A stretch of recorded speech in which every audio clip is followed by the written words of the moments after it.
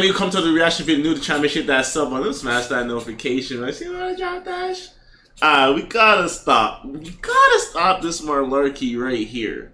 Tupac is not alive, fam. Tupac is not alive, man. We gotta stop this, death man. Of Tupac Shakur is one of the biggest mysteries in hip-hop. Pac was such a legendary figure, and the details around his death seem so wild. It's hard not to question what really happened. According to his former business partner, Suge Knight, Tupac was never actually killed and is still alive to this day. Let's take a closer look at what really went down with the murder of Tupac Shakur. Tupac Amaru Shakur was born in East Harlem in 1971. His mom, Afeni Shakur, was a political activist and member of the Black Panther Party who named the rapper after Tupac Amaru, the revolutionary from Peru. When Tupac was in the 8th grade, his family relocated from New York to Baltimore, where he attended the Baltimore School for the Arts. Here, he studied Pac's from New York? That's crazy. Acting, jazz, and poetry, and became very creative. In 1988, Pac moved to Marin City, California, which is in the Bay Area, about 5 miles outside of San Francisco.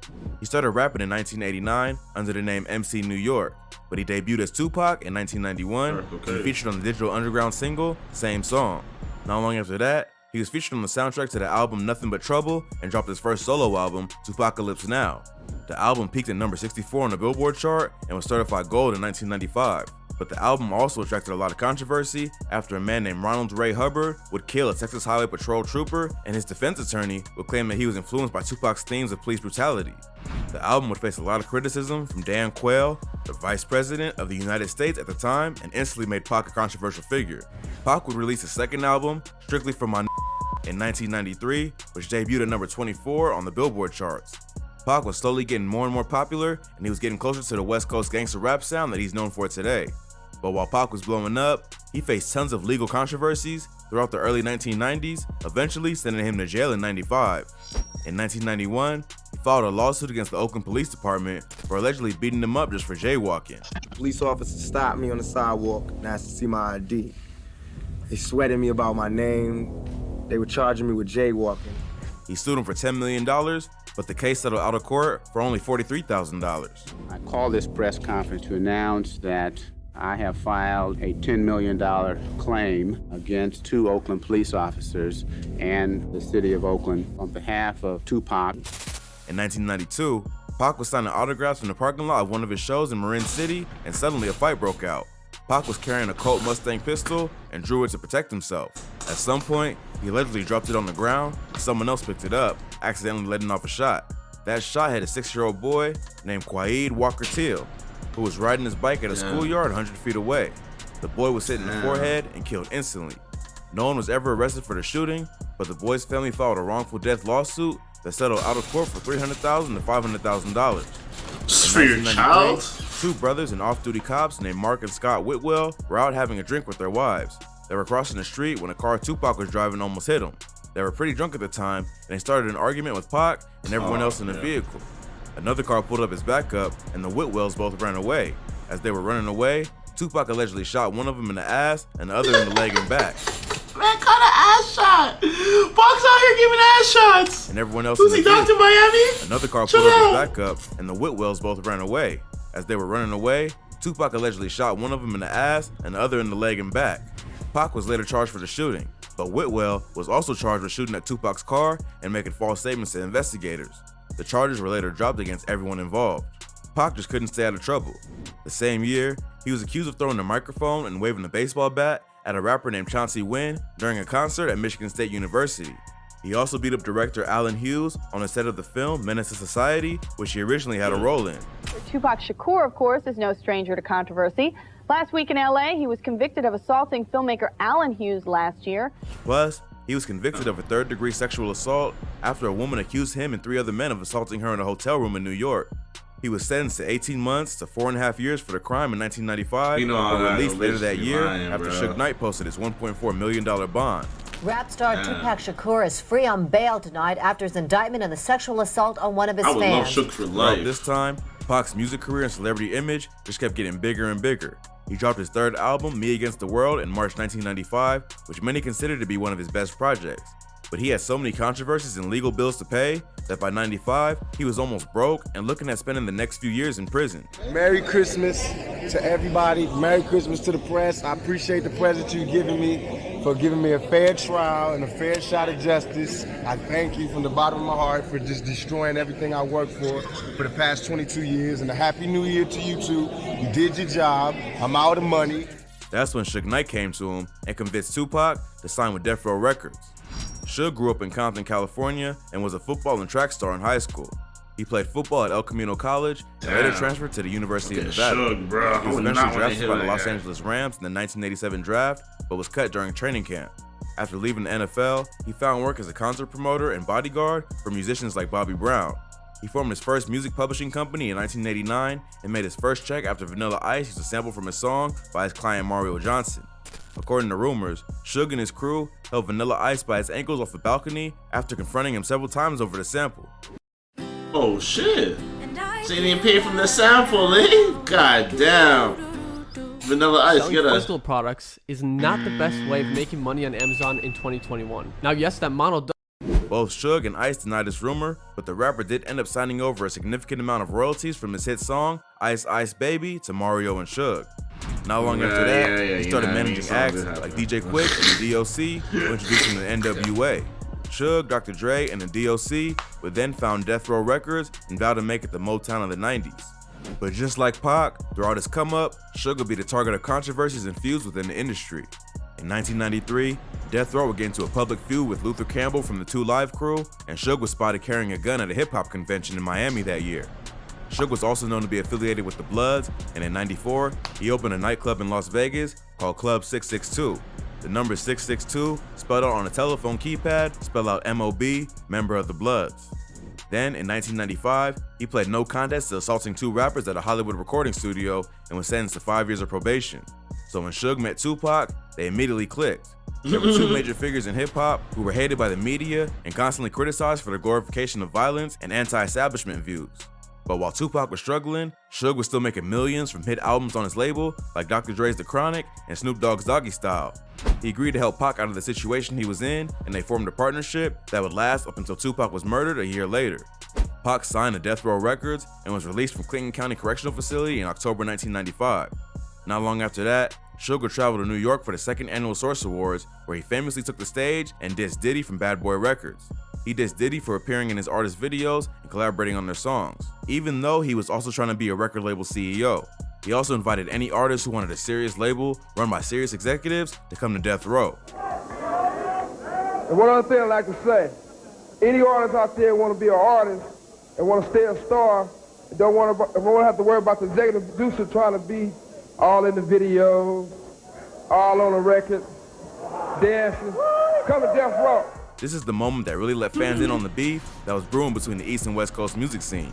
Suge and Diddy had been beefing for a while, but this was the moment that fans started choosing sides over which label they were rocking with. At one point, Suge went to New York and paid a visit to Uptown Records, where Diddy started his career as an intern.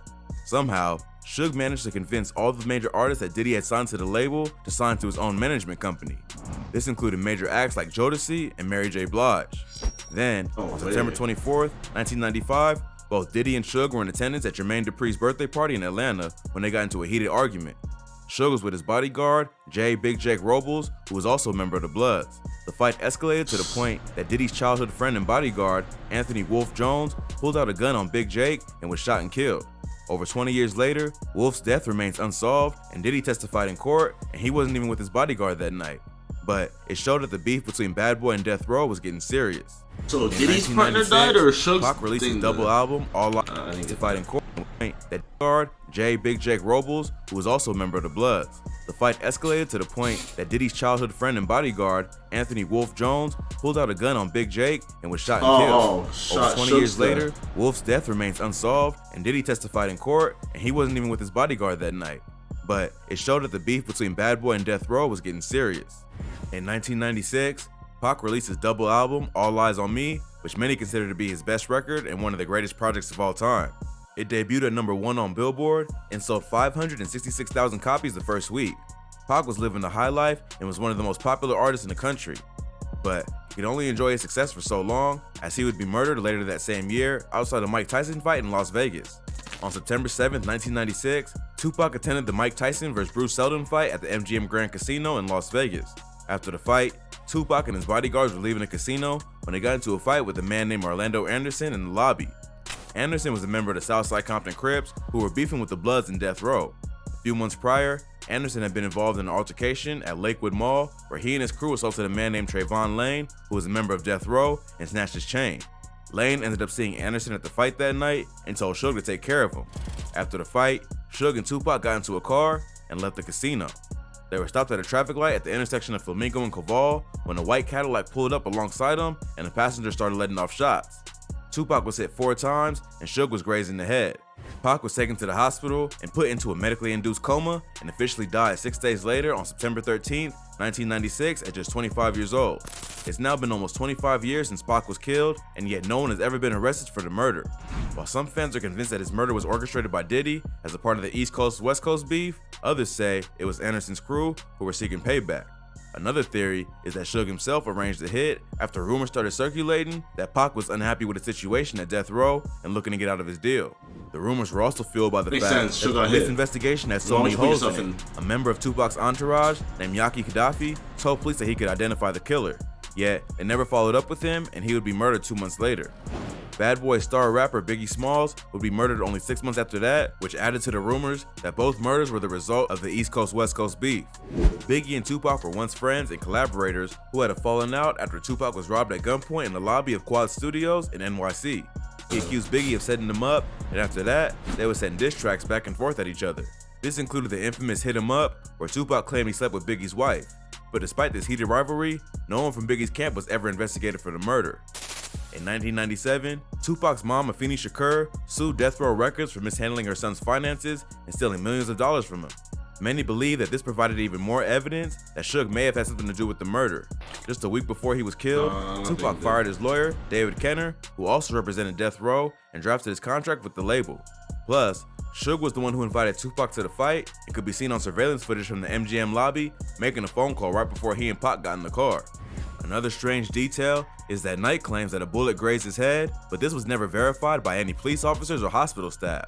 I got shot in the head, got grazed some other places, but I still got the bullet in my head.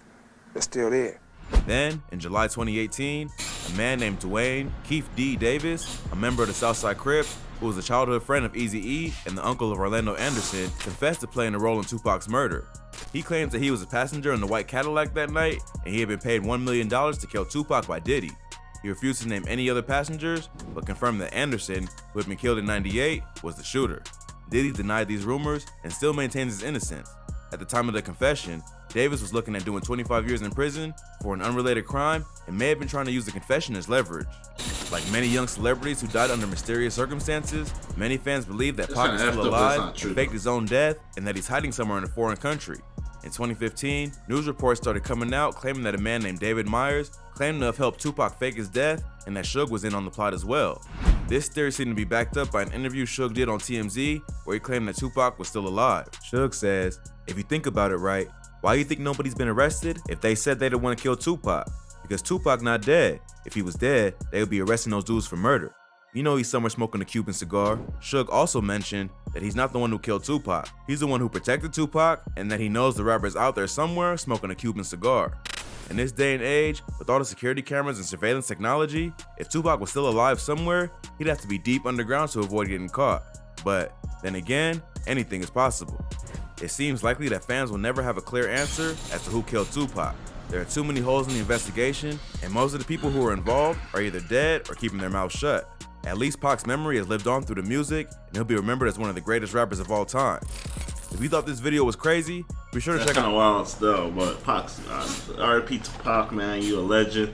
He ain't in Cuba smoking no cigar. Like, let's stop the malarkey, you feel me? Let's chill on the malarkey. Alright, you guys already know from the comments how you feel the video. Want to see if someone gets shouted out? Follow me on Instagram. Like a post, post me, send a picture. Just do something. Let yourself be seen, alright? Until next time. Do something. Call me like a rich bitch, limp dick, put it on your daughter and she still call a nut. Patty K, gotta know your bitch like Johnny K. ATL pull up in roller skates, or lights on like a violent.